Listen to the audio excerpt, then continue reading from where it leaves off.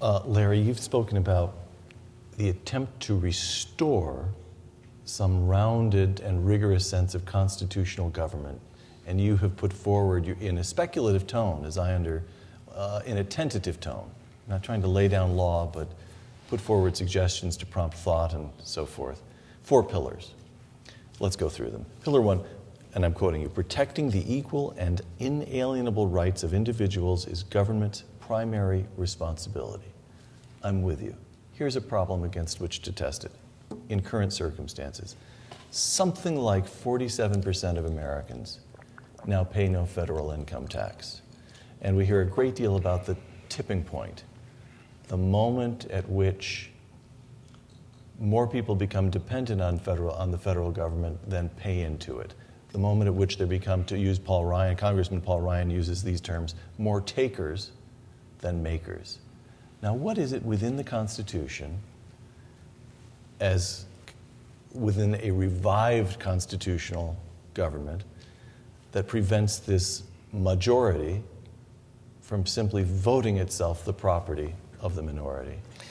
Well, the first thing is it's larger self-interest, rightly understood. Is that practice working out really well in Greece right now?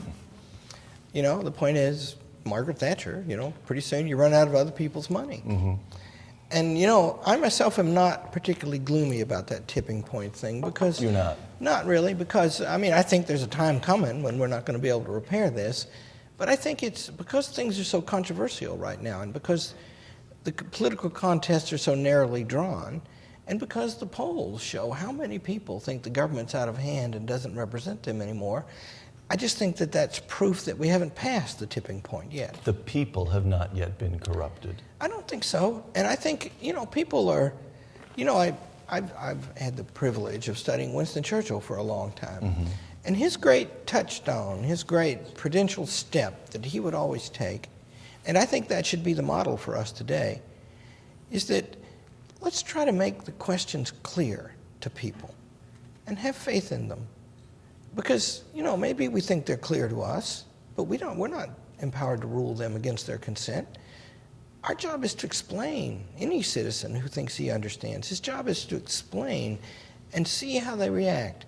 And I'm optimistic partly because the explanations have not been very good since Reagan. Mm. What if they were better? Mm. And by the way, in other words, it's kind of encouraging that we're not very good. Maybe we could get better. Okay, pillar 2, quote, I'm quoting you, Larry, economic liberty is inversely proportional to government intrusion in the lives of citizens. We must liberate the American people to work, to save, and to invest. Close quote. I'm with you. But here's a constitutional question. Milton Friedman noticed this. James Buchanan won a Nobel Prize writing about it. The deep structural problem that in the American federal government, the benefits of federal spending accrue to small groups who therefore have incentives to organize and agitate for more and more and more spending, whereas the costs of federal spending are diffused across the whole population, so no one has a counterbalancing incentive to organize and agitate against spending. So you get this ratchet that always leads in the direction of greater spending. Along comes Ronald Reagan and tamps things down for a while. And then Ronald Reagan departs the scene and is right back at it. So there is something, the argument goes, based in human nature, Lord knows we're not angels, but that the Constitution seems not to have grappled with.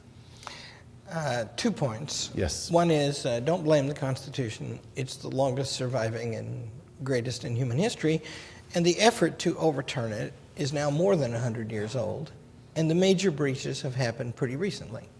So it's not a failure of it.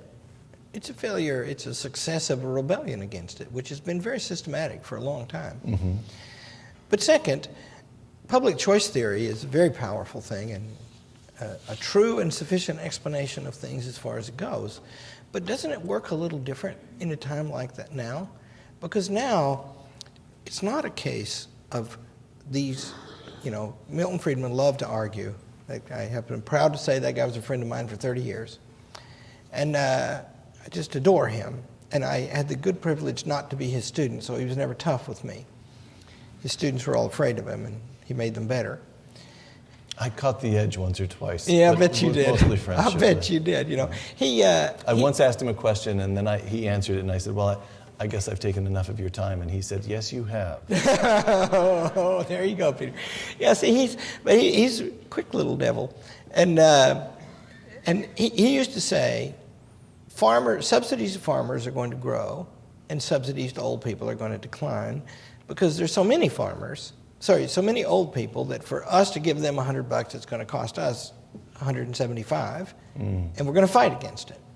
Whereas with farmers, there's so few of them that for us to give them $100,000, it only cost us $10, and so we won't fight it. That's public choice theory in a nutshell. Right. But isn't the problem now that everybody knows we're broke? Right? And everybody, unless there's an abiding or overarching sense of fairness that touches a majority of the American people, and I believe there is, then if there is that, though, constitutionalism looks more attractive than it used to look. And so if you took, say, and this is too grand to be a plan, but it's a notion, if you took the Paul Ryan plan, which is in strict terms unconstitutional, and you implemented it, it would be a step back toward constitutionalism. Why? You lost me right there when you said it's strictly speaking, it's unconstitutional. Well, in the strict sense of Article 1, Section 8, education is not mentioned, retirement benefits are not mentioned, health care is not mentioned, and there's no congressional power over those things. Okay. And so I believe myself that what you should do is talk about separation of powers, representation, and limited government, and try to get those back. And Article 1, Section 8 is a much longer-term project. But you're willing to play along with Paul Ryan because he's at least moving us back toward. Also, he's a great man. Right. And, I was disappointed along with many when he didn't run for president. And I was one of those who urged him to do it. But take his plan, and then the thing is, it's a good plan, and it's in the longer-term interest of everyone, that plan. The retirement benefits that we get will be protected. The entitlement state, its promises, will be vindicated.